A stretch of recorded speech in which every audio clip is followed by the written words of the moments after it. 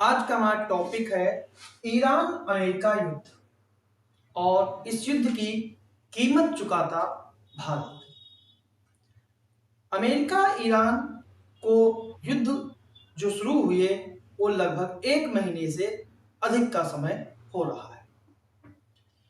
Iran को लेकर जो कुछ इस समय दुनिया में चल रहा है उसे अगर भारत के नजरिए से देखें तो तस्वीर ज्यादा बेचैन करती है।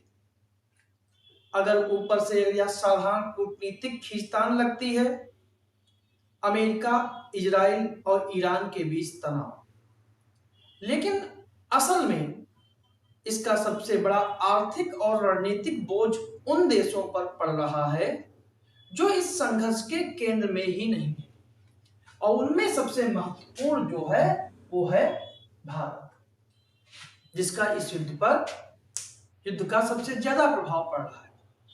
सबसे पहले अगर बात करें अमेरिका की, यूएसए की, खासकर उसमें भी अमेरिकी राष्ट्रपति ट्रंप की, तो वे एक तरफ सार्वजनिक मंचों से कहते हैं कि ईरान कमजोर है, हम जल्दबाजी में समझौता नहीं करेंगे, हमारी शर्तों पर ही बात होगी। यह जो भाषा है यह भाषा ताकत दिखाती है। चुनावी भी यह भाषा चुनावों की है, और जो अमेरिका के घरेलू नागरिक हैं, घरेलू दर्शक हैं, उनके लिए काफी काम की है। लेकिन वही अमेरिका दूसरी तरफ पर्दे के पीछे कभी अफगानिस्तान के जरिए, पाकिस्तान के जरिए, कभी तुर्की के जरिए, कभी कतर के जरिए या किसी अन्य देश के जरिए किसी न किसी तरह से बातचीत को आगे बढ़ाने की कोशिश करता दिखता है।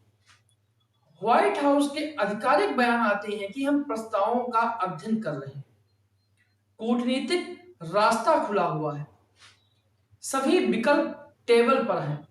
यानी कि साफ यह है कि अमेरिका कैमरे के सामने है, और एक जिसके एक अगर सही विश्लेषण किया जाए तो अमेरिका के दो रूप हैं।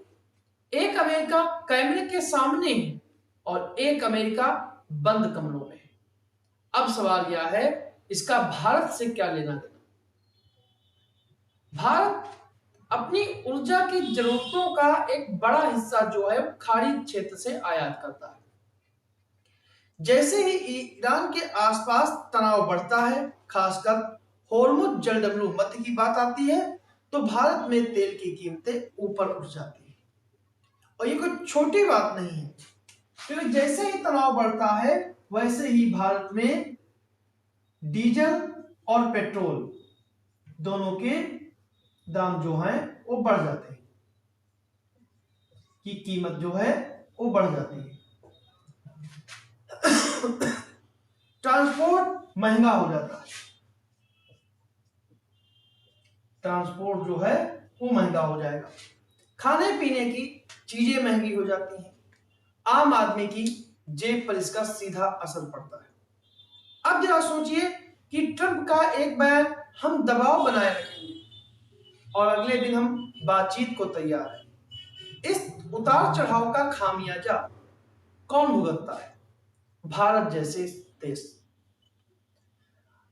रणनीतिक रूप से भारत के सामने एक और दुविधा है कि भारत किसके साथ खड़े हैं, और भारत की स्थिति जो है वो बेहद जटिल है, क्योंकि अमेरिका हमारा रणनीतिक साझेदार है, इजराइल हमारा रक्षा सहयोगी है, लेकिन ईरान भी हमारे लिए ऊर्जा और कनेक्टिविटी के का एक बेहतर स्तंभ है, जैसे चाबहार बंदर का। जब अमेरिका खुद साफ लाइन नहीं ले पा रहा तो भारत क्या करे? अगर भारत अमेरिका के साथ खड़ा होता है तो ईरान नाराज होता है, और अगर ईरान के साथ संतुलन रखता है तो अमेरिका दबाव डालता है। यानी भारत एक ऐसी शतरंज खेल रहा है जिसके नियम भी दूसरे बना रहे हैं और चाल भी वही चल रहा है। इस पूरे घटनाक्रम में एक और दिलचस्प मोड़ आया, वो मोड़ है पाकिस्तान।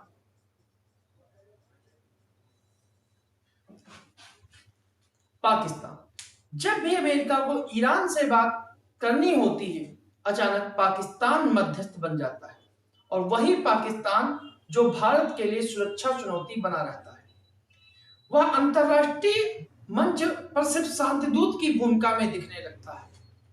अब यह भारत के लिए सिर्फ कूटनीतिक नहीं बल्कि रणनीतिक चिंता का विषय है कि क्या पाकिस्तान को कोई नई वैधता मिल रही है, क्या अमेरिका फिर से पाकिस्तान को अहमियत दे रहा है, जैसा कि परवेज मुशर्रफ या नवाज शरीफ के समय में रही थी, या फिर डोनाल्ड ट्रंप के आने के बाद जो पाकिस्तान की अहमियत कम हुई थी, क्या ट्रंप उसे दोबारा वही अहमियत देने का प्रयास कर रहे हैं। और यह सब तब हो रहा है जब भारत इस खेल में सबसे ज्यादा आर्थिक कीमत चुका रहा है।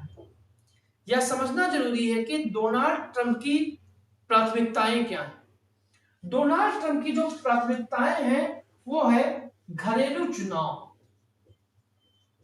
कि अमेरिका में भी मिड टर्म के चुनाव होने, घरेलू चुनाव हो गए, घरेलू राजनीति हो गई, और कह सकते हैं स्ट्रॉन्ग लीडर की छवि, कि डोनाल्ड ट्रंप अपने आप को दुनिया का स्ट्रॉन्ग लीडर दिखाना चाहते हैं।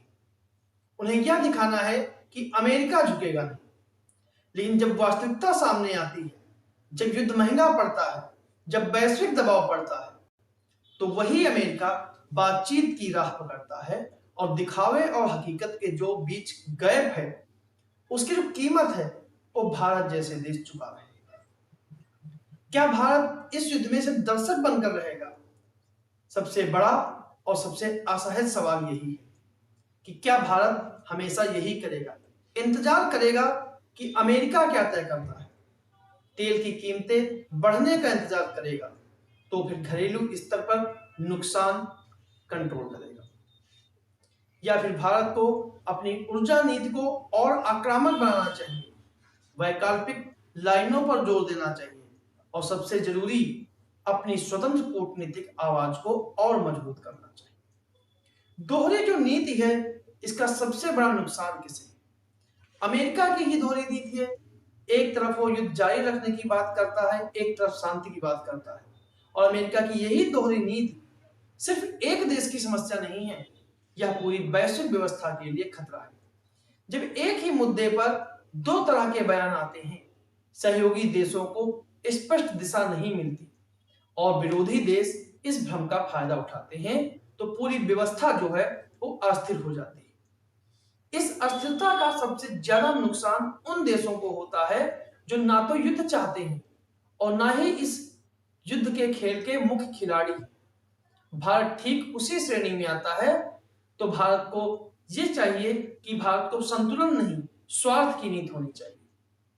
समय अब शायद ये आ गया है कि भारत को इस पूरे घटनाक्रम को सिर्फ दूसरों का संकट समझकर ना देखे, या सीधा साधा संकट जो है वो भारत का है।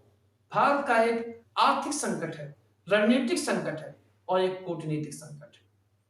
दुनिया में जब बड़े खिलाड़ी, खासकर डोनाल्ड ट्रंप जैसे नेता, अपनी घरेलू राजनीति के हिसाब से विश्व के फैसले लेते हैं, तो भारत को भी अपने हितों को उसी स्पष्टता और आक्रामकता से परिभाषित करना, क्योंकि सच यही है, दूसरों की दोहरी नीति के बीच अगर आप स्पष्ट नहीं हैं तो नुकसान आपका ही है। तो ये था हमारा टॉपिक कि ईरान अमेरिका युद्ध के बीच भारत अपनी कीमत कैसे चुका।